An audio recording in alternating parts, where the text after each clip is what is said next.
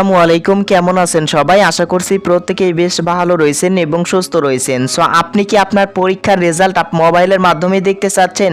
তাহলে আজকের এই ভিডিওটি আপনি সম্পূর্ণ দেখে যাবেন। আজকের এই ভিডিওতে আমি দেখিয়ে দেব যে কোনো পরীক্ষার রেজাল্ট মোবাইল দিয়ে কিভাবে দেখা যায়, সেটার প্রসেসগুলো কিন্তু আমি আজকের এই ভিডিওতে আপনাদেরকে দেখিয়ে দেব। এই জন্য ভিডিওটি না টেনে সম্পূর্ণ দেখে যান। আর ভিডিওটি শুরু করার আগে আপনাদের কাছে ছোট্ট একটা রিকোয়েস্ট থাকবে, যদি আমাদের এই চ্যানেলে আপনি নতুন দর্শক হয়ে থাকেন অবশ্যই চ্যানেলটিকে সাবস্ক্রাইব করে দিবেন।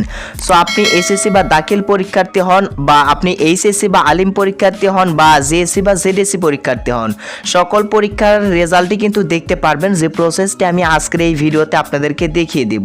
সম্পূর্ণ ভিডিও দেখে যান, তাহলে কিন্তু আপনি বুঝতে পারবেন। আর আপনি মোবাইল থেকেই কিন্তু রেজাল্ট দেখতে পারবেন, তাও মার্কশিট সহ কিন্তু আপনি রেজাল্ট দেখতে পারবেন আমি যে প্রসেসটি দেখিয়ে দিব। তো দেখেন, যে কোনো পরীক্ষার রেজাল্ট দেখার জন্য আপনাকে কি করতে হবে, সরাসরি আপনার ফোন থেকে যে কোনো ব্রাউজার থেকে আপনি গুগলে চলে আসবেন এবং গুগলের সার্চ বারে চলে আসবেন। সো ভিউয়ার্স, গুগলের সার্চ বারে চলে আসবেন অ্যান্ড দেন সার্চ বারে আসার পর এখানে সার্চ করবেন রেজাল্ট বিডি। সার্চ বারে আসার পর এখানে লিখবেন রেজাল্ট বিডি।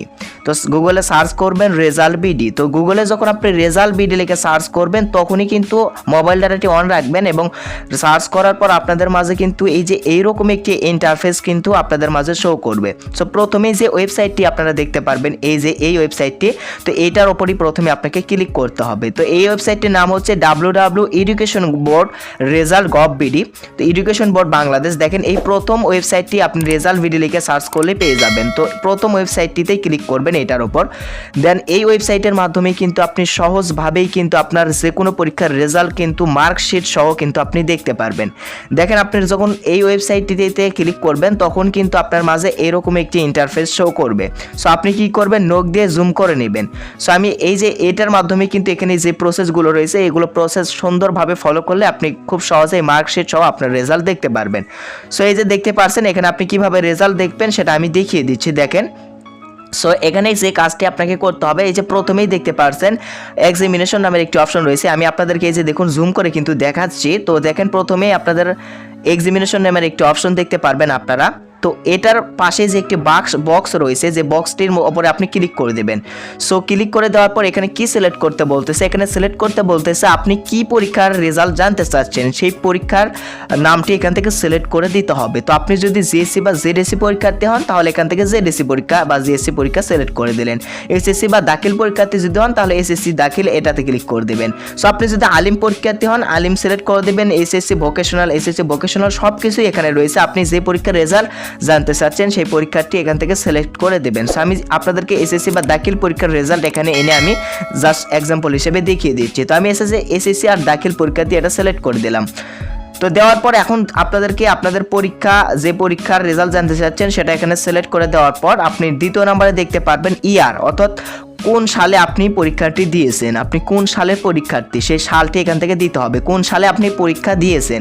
তো সেটা সিলেক্ট করার জন্য এদের সিলেক্ট ওয়ান লেখা রয়েছে এই যে এখানে। তো এটার উপর ক্লিক করে দেবেন। দেন দেওয়ার পর আপনি কত সালে পরীক্ষাটি দিয়েছেন সেই সালটি এখান থেকে সিলেক্ট করে দেবেন। আমি 2018 সাল সিলেক্ট করে দিচ্ছি। তো আপনাদের যারা 2021 সালের এসএসসি বা দাখিল পরীক্ষার্থীর রেজাল্ট দেখবেন তারা এটার উপর ক্লিক করার পরে এই যে এখানে দেখতে পারবেন 2021 নামের একটি অপশন রয়েছে, 2021 সিলেক্ট করে দেবেন। তো 2021 সিলেক্ট করে দেবেন। তো আমি 2018 সালের পরীক্ষার রেজাল্ট দেখবো, এই জন্য 2018 দিলাম। আপনারা 2021 সালের পরীক্ষার্থী হলে 2021 দেবেন, 2022 সালের পরীক্ষার্থী হলে 2022 সাল দেবেন, বা 2020 সালের পরীক্ষার রেজাল্ট জানতে চাইলে 2020 সাল দিয়ে দেবেন। অর্থাৎ এই যে ওপরে এক্সামিনেশন, আপনি যে পরীক্ষার রেজাল্ট জানতে চাচ্ছেন সেই পরীক্ষাটি আপনি কত সালে দিয়েছেন সেই সালটি কিন্তু এই ইয়ারের অপশনে দিতে হবে। সো গাইস, এইবার আপনাকে কি করতে হবে, তৃতীয় নম্বরে বোর্ড সিলেক্ট করতে হবে, আপনি কোন বোর্ডের অধীনে পরীক্ষাটি দিয়েছেন। সো সেটা করার জন্য সিলেক্ট ওয়ানে ক্লিক করে দেবেন অ্যান্ড দেন এখানে বিভিন্ন বোর্ডের নাম দেখতে পারবেন, বরিশাল, চিটাগাং, কুমিল্লা, ঢাকা, দিনাজপুর, যশোর, ময়মনসিংহ, রাজশাহী। অর্থাৎ আপনি কোন বিভাগ বা কোন বোর্ডের অধীনে আপনি পরীক্ষা দিয়েছেন সেই বোর্ডটি এখান থেকে সিলেক্ট করে দেবেন। সো আপনি যদি ঢাকা বোর্ডের হন ঢাকা বোর্ড সিলেক্ট করে দিলেন, অথবা আপনি বরিশাল বোর্ড হলে বরিশাল বোর্ড সিলেক্ট করে দিলেন, অথবা রাজশাহী বোর্ড হলে রাজশাহী সিলেক্ট করে দিলেন। সো যারা দাখিল পরীক্ষার্থী রয়েছেন তাদের জন্য মাদ্রাসা বোর্ড সিলেক্ট করতে হবে। আর আপনি যদি দাখিল বা মাদ্রাসা থেকে পরীক্ষা দেন তাহলে কিন্তু আপনাকে এখানে মাদ্রাসা এটা সিলেক্ট করে দিতে হবে, বোর্ডের জায়গায় মাদ্রাসা বোর্ড সিলেক্ট করে দিতে হবে যারা দাখিল পরীক্ষার্থী। আর আপনি যদি জেনারেল হয়ে থাকেন তাহলে কুমিল্লা, ঢাকা আপনার বোর্ড আপনি এখান থেকে লিখে দেবেন। ওকে, তো আমি যেহেতু দাখিল পরীক্ষার্থী এই জন্য মাদ্রাসা বোর্ডটি সিলেক্ট করলাম, আপনি আপনার বোর্ডটি এখান থেকে সিলেক্ট করবেন অ্যান্ড দেন তারপরে রোল নাম্বার দিতে হবে এখানে। সো আপনার যে অ্যাডমিট কার্ডে যে রোল নাম্বারটি রয়েছে সেই রোল নাম্বারটি দিয়ে দেবেন, যে পরীক্ষার রেজাল্ট জানতে চাচ্ছেন সেই রোলটি আপনি দিয়ে দেবেন, আপনার রোল নাম্বারটি এখান থেকে দিয়ে দেবেন। ওকে, সো দেখেন এখানে আপনার রোল নাম্বারটি নির্ভুলভাবে দিয়ে দেবেন। আপনার অ্যাডমিট কার্ড প্রয়োজন হলে অ্যাডমিট কার্ড নিয়ে আপনি কি করবেন, এখানে এগুলো ফর্মগুলো ফিল আপ করবেন। তো আপনার রোল নাম্বারটি এখান থেকে সঠিকভাবে দিয়ে দেবেন। সো আমি এখান থেকে রোল নাম্বারটি দিয়ে দিচ্ছি, তো আপনারা সঠিকভাবে রোল নাম্বারটি দিয়ে দেবেন। অ্যান্ড দেন রোল নাম্বার দেওয়া হয়ে গেলে আপনি নিচে দেখতে পারবেন রেজিস্ট্রেশন নাম্বারের একটি অপশন রয়েছে। তো এখানে কি করবেন, রেজিস্ট্রেশন নাম্বারটি আপনার রেজিস্ট্রেশন নাম্বারটি সঠিকভাবে এগুলো দিয়ে নেবেন। রোল নাম্বার ভুল হলে কিন্তু অন্যজনের রেজাল্ট আসবে।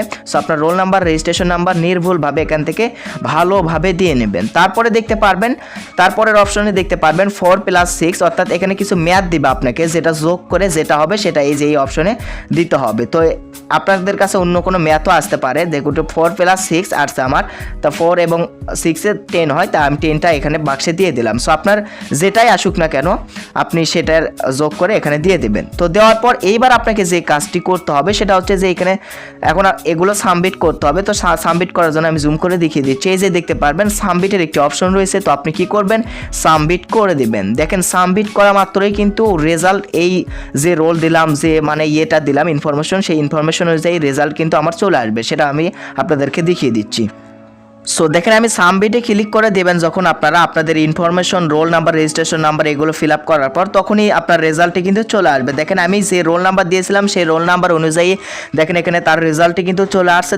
নিচে দেখতে পারবেন আপনারা আপনাদের মার্কশিট সহ কিন্তু কোন সাবজেক্টে A+ পেয়েছেন, কত নাম্বার পেয়েছেন, সব কিছুই কিন্তু এই যে এখানে আপনি দেখতে পারবেন। ওকে, তো এই যে দেখুন আপনার রেজাল্টটি কিন্তু এইভাবে চলে আসবে। তো এই পর্যন্তই ভিডিওটি আপনাদের কাছে কেমন লাগলো অবশ্যই কমেন্ট করে জানাবেন। দেখেন এখানে কিন্তু মার্কশিট সহ কিন্তু আপনার রেজাল্ট দেখতে পারবেন এই ওয়েবসাইটের মাধ্যমে। সো ভিডিওর মাঝে কোনো জায়গায় বুঝতে অসুবিধা হলে অবশ্যই কমেন্ট করে জানাবেন। ধন্যবাদ সবাইকে এতক্ষণ ভিডিও দেখার জন্য।